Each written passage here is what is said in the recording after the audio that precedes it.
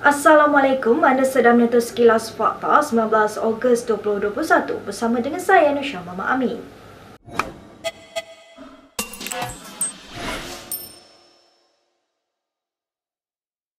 Yang di-Pertuan Agong hari ini mengadakan pertemuan dengan 114 ahli parlimen yang memberi sokongan kepada Ismail Sabri Yaakob sebagai Perdana Menteri yang baru. Ini selepas tamatnya proses undian oleh ahli parlimen semalam bagi menyatakan calon pilihan Perdana Menteri mereka.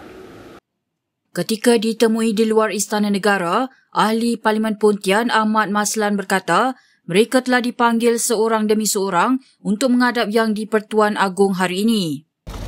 Di dalam pertemuan ringkas itu, setiap ahli parlimen tentunya menyatakan nama dan daripada kawasan mana. Kemudian tentunya menyatakan bahawa memberi sokongan kepada Datuk Seri Ismail Sabri tanpa paksaan, dengan suka rela, dan itulah antara dialog ahli parlimen, terutama diri saya lah, dengan Seri Paduka Baginda Yang di-Pertuan Agong. Bermula jam 10.40 pagi tadi, kesemua ahli parlimen hadir ke Istana Negara secara bergilir-gilir bagi menghadap Yang di-Pertuan Agong.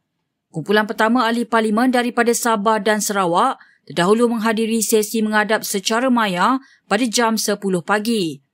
Yang di-Pertuan Agong dijangka mengadakan satu pertemuan khas dengan Raja-Raja Melayu pada Jumaat ini bagi membincangkan calon Perdana Menteri yang baru.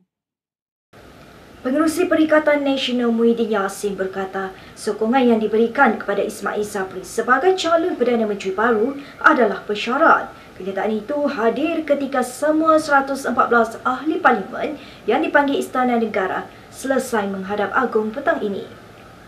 Muhyiddin berkata jika mendapat perkenan Yang di-Pertuan Agong untuk menjadi Perdana Menteri, Naib Presiden UMNO itu mesti memastikan anggota kabinetnya terdiri daripada individu yang berintegriti dan bebas daripada sebarang pertuduhan jenayah mahkamah. Walaupun tidak menyatakan secara khusus, kenyataan Muhyiddin dipercayai merujuk kepada kumpulan kluster mahkamah. Tambah Muhyiddin, PN juga sebulat suara bersetuju menamakan Ismail Sabri sebagai calon Perdana Menteri baru, membabitkan 50 ahli Dewan Rakyat gabungan tersebut. Presiden Bersatu itu juga menegaskan pendirian bersama PN itu juga menunjukkan mereka mengutamakan kestabilan politik dan kesejahteraan rakyat berbanding politik dendam dalam persaingan merebut kuasa. Dalam pada itu, ahli parlimen Sepang Hanifah Maidin membidas Muhyiddin Yassin yang menurutnya tidak konsisten dalam menentang kleptokrat.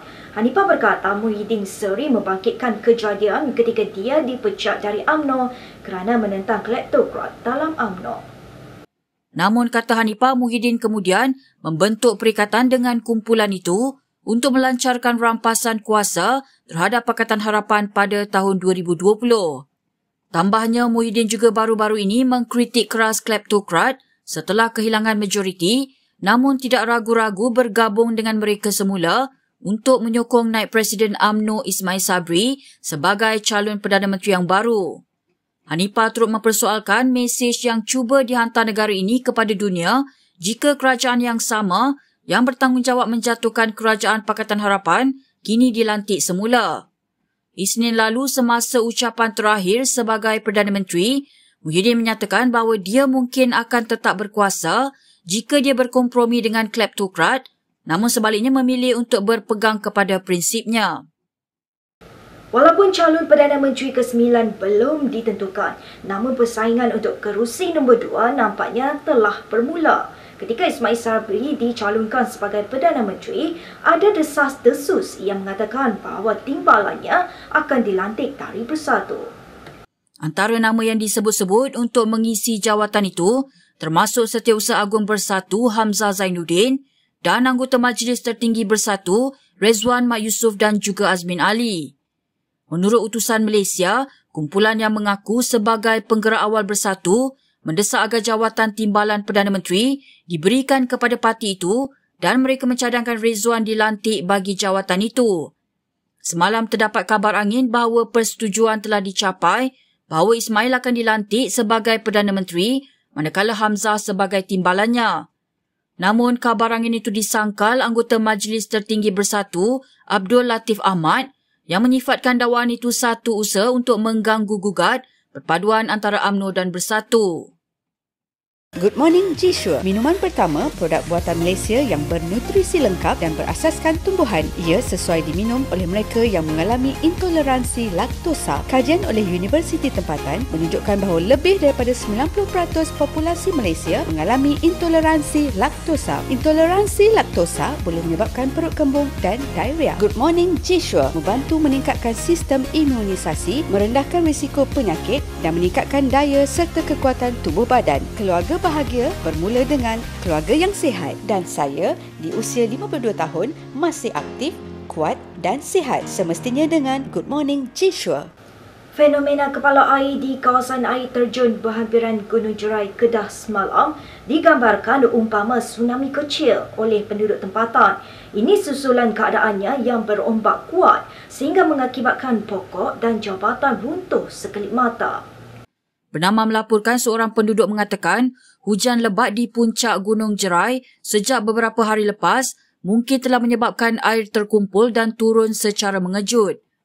Warga maya turut berkongsi foto dan video di media sosial yang memaparkan jalan raya dan kenderaan yang musnah akibat banjir yang berlaku.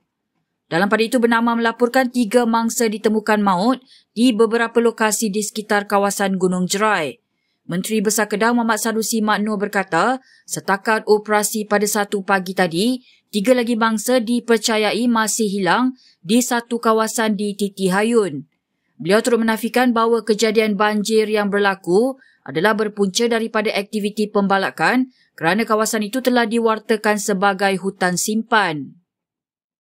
Kita ke berita yang seterusnya.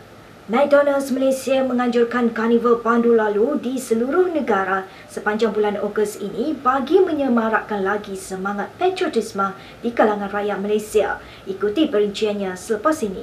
Bulan Ogos ini merupakan bulan yang tepat untuk kami mengetengahkan jiwa MACD sempena Hari Merdeka ini. Okey, so Karnival Pandu Lalu ini diadakan kerana kami ingin menunjukkan semangat Merdeka dengan cara yang selamat dan selesa untuk our customer.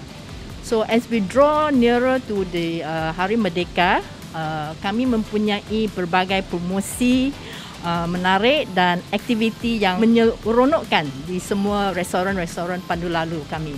Dalam usaha mengembangkan lagi perniagaan McDonald's di seluruh negara, perniagaan Pandu Lalu telah menjadi komponen yang amat penting bagi meningkatkan kedudukan syarikat sebagai pemimpin pasaran.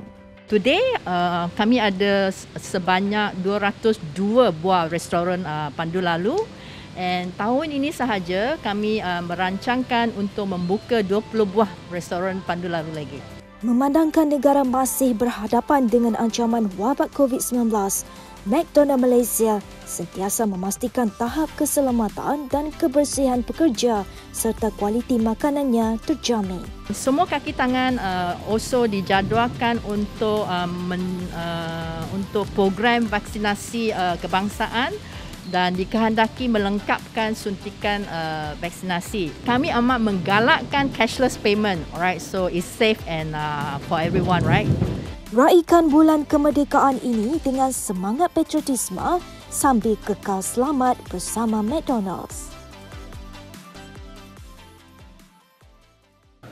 Berikut beberapa lagi ringkasan berita untuk hari ini.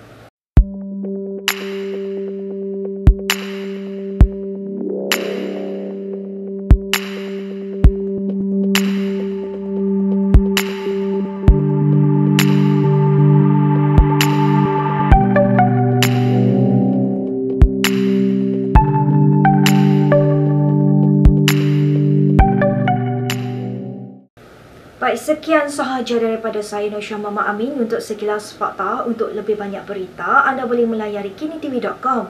Anda juga boleh mengikuti kami di Instagram, Twitter, YouTube dan Facebook. Salam hormat dan jumpa lagi.